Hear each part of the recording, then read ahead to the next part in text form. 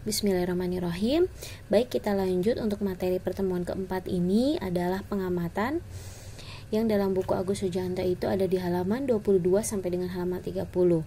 Baik, untuk yang pertama adalah saya akan menjelaskan tentang syarat terjadinya pengamatan pada seseorang. Kapan seseorang melakukan pengamatan? Nah, persyaratannya yang pertama adalah adanya perhatian. Ya, pastinya seseorang jika ingin mengamati sesuatu dia akan refleks adanya perhatian dalam dirinya, baik itu pengamatan melalui indera penglihatan, penciuman, perabaan dan lain-lain, sehingga adanya perhatian dalam diri seseorang tersebut. Lalu yang kedua, adanya stimulus atau perangsang, adanya pencetus. Kenapa seseorang mengamati? Baik misalnya seseorang melihat atau menonton televisi yang isinya adalah acara perdebatan misalnya ya. Nah, acara tersebutlah yang menjadi stimulus atau perangsang mengapa seseorang itu melakukan pengamatan melalui indera penglihatan. Ya, itu adalah syarat-syarat kedua. Nah, lalu yang ketiga, saraf sensoris. Nah, saraf sensoris ini adalah saraf yang memang fungsinya atau cara kerja fungsi bagaimana seseorang melakukan pengamatan. Nah, inilah saraf sensoris yang bekerja, memberikan informasi ke otak bahwa seseorang ini melakukan perhatian. Nah, kalau saraf sensorisnya ini tidak berfungsi, maka seseorang tersebut tidak dapat melakukan suatu pengamatan, ya.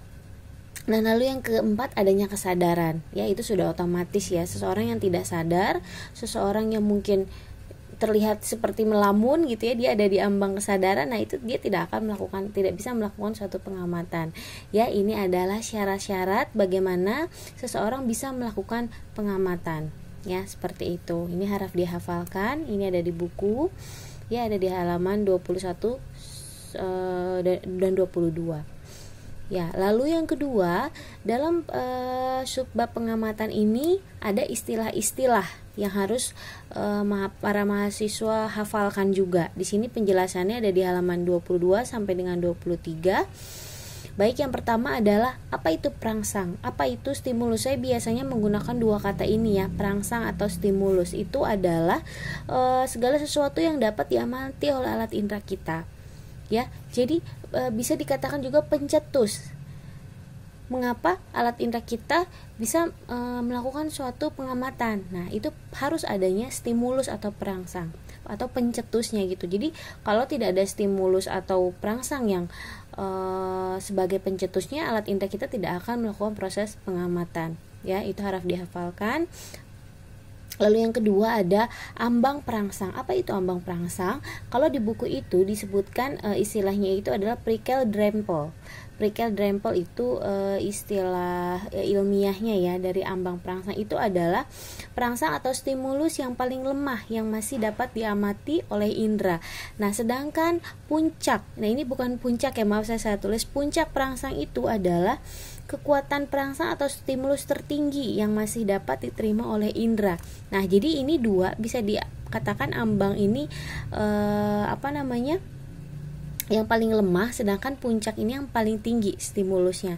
Nah, contoh misalnya kita mengamati sesuatu kadang hanya sekilas ya. Tapi jika stimulus itu menurut kita sesuatu yang penting atau yang mencengangkan, biasanya kita akan lebih fokus. Nah, itu adalah puncak ya. Jadi kalau misalnya ambang yang paling lemah, biasanya itu adalah faktor kita tidak terlalu menganggap itu adalah sesuatu yang penting atau sesuatu yang serius. Ya, itu biasanya stimulusnya itu disebut lemah. Nah, kalau yang puncak itu adalah stimulusnya dianggap tinggi, seperti itu.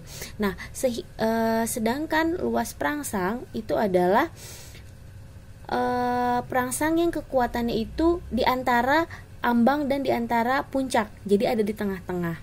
Nah, lalu pertanyaannya, kapan seseorang tahu dia ada di puncak atau ada di ambang atau ada di luas ya, atau ada di antara keduanya itu? Nah, itu biasanya perhitungannya itu contohnya misalnya kayak bunyi ya. Bunyi berarti artinya itu pengamatan melalui indera pendengaran. Nah, bunyi itu ada ada hitungan-hitungannya. Misalnya di antara 16 atau 30.000 Kalau istilah bunyi itu apa ya, disable atau apa ya, saya lupa lagi. Pokoknya misalnya bunyi itu ada hitungan-hitungannya ya. Getar ya, biasanya ada berapa frekuensinya gitu. Itu biasanya bisa dilihat ya di buku, contoh-contohnya itu ada. Ya contohnya misalnya yang berhubungan dengan cahaya itu ada dari 100 berbanding 1 itu ada kalau ambang berapa, kalau yang luas berapa, itu puncak berapa.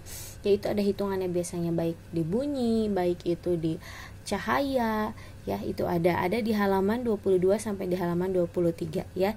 Itu istilah-istilah ini harap di hafalkan ya, harap di mengerti ya, seperti itu. Nah, lalu dalam subbab ini juga dijelaskan tentang fungsi dari tiap indera. Ya, fungsi dari tiap indera, baik itu dari indera penglihatan sampai yang indera organis, kinestesi ya. Pertama dari indera penglihat terlebih dahulu. Nah, indera penglihat itu ya sudah pasti dilihat oleh alat indera mata. Nah, yang pertama itu alat indera penglihatan itu biasanya melihat cahaya, ya, cahaya. Lalu juga ada warna, ada apa namanya ya, seperti jingga, biru ya, seperti itu cahaya. Nah, lalu juga ada ukuran juga dilihat dari indera penglihatan, seperti besar, bentuk, lalu juga jarak. Nah, itu dilihat juga dari indera. Nah, lalu yang kedua adalah indera pendengar. Indera pendengar ini biasanya tentang nada ya, tentang nada. Lalu juga ada biasanya getar, bunyi ya, seperti itu fungsi dari ada indera pendengar. Nah, lalu yang ketiga indera pembau, itu biasanya ya seperti wujudnya gas ya, bau, ada bau itu terdiri dari 6 ya. Di buku ada penjelasannya bau, tentang ada bau bunga, bau buah, lalu juga ada bau busuk, bau sangit. Nah, itu ada bagannya di dalam buku, bisa dilihat ya dalam buku panduan. Nah, lalu yang keempat ada indera perasa. Indera perasa ini seperti zat-zat ya, biasanya yang bisa dikecap oleh lidah atau oleh langit-langit lidah ya. Seperti itu, ada manis, asam, asin, dan pahit, itu untuk perasa. Lalu ada indera praba. Indera praba ini biasanya adalah tekanan-tekanan atau suhu, itu berasal dari indera praba ya. Dingin kan, dingin, panas, nah itu dari indera praba. Seperti itu. Nah, lalu indera keseimbangan. Apa itu indera keseimbangan? Indera ini menerima perangsangan atau stimulus dari gangguan keseimbangan. Indera ini terletak di telinga ya.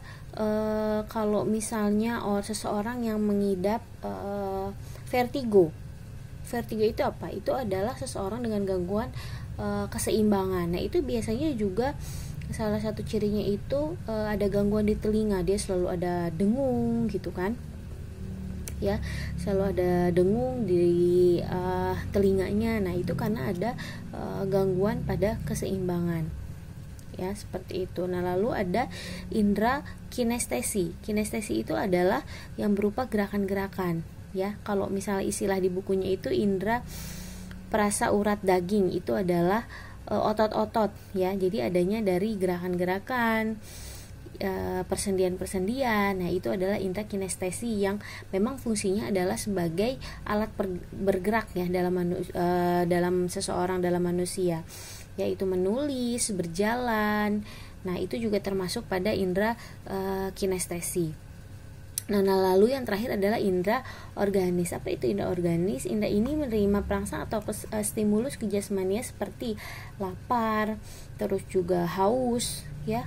Itu merupakan ciri-ciri dari indera organis. Nah, biasanya langsung dia akan memberikan informasi ke otak sehingga seseorang melakukan suatu tindakan ya, seperti makan, istirahat gitu kan, kalau seseorang itu capek atau seorang itu merasa lapar ya. Itu adalah indera yang memang ada di dalam tubuh manusia ya. Harap dipelajari, itu ada di halaman 23 sampai 25, cukup jelas di sana penjelasannya. Nah, lalu ada dijelaskan juga jenis buta warna ya. Mungkin kalau kalian tahu ada buta warna itu ada sebagian dan ada keseluruhan. Itu dijelaskan di dalam buku. Ini biasanya UTS juga nanti keluar ya. Apa perbedaannya? Nah, kalau yang sebagian itu seseorang tidak bisa melihat, hanya bisa melihat merah, hijau dan ungu. Merah, hijau itu sebenarnya hampir mendekati kuning ya, merah, hijau atau kuning dan ungu. Dia hanya bisa melihat ini saja. Ya. Nah, sedangkan kalau yang keseluruhan dia hanya bisa melihat putih, hitam dan abu-abu. Gitu. Jadi kalau seseorang dia hanya keseluruhan bukan artinya dia buta gitu, tapi dia bisa melihat tapi hanya warna-warna ini saja. Nah, sedangkan yang sebagian dia hanya bisa melihat ini saja, otomatis di luar dari warna ini dia nggak akan bisa lihat ya, seperti itu. Nah, lalu dijelaskan juga di dalam buku dalam subbab ini mengenai kesalahan-kesalahan yang biasanya terjadi pada indera. Itu ada 6 ya. Di sini juga akan saya jelaskan.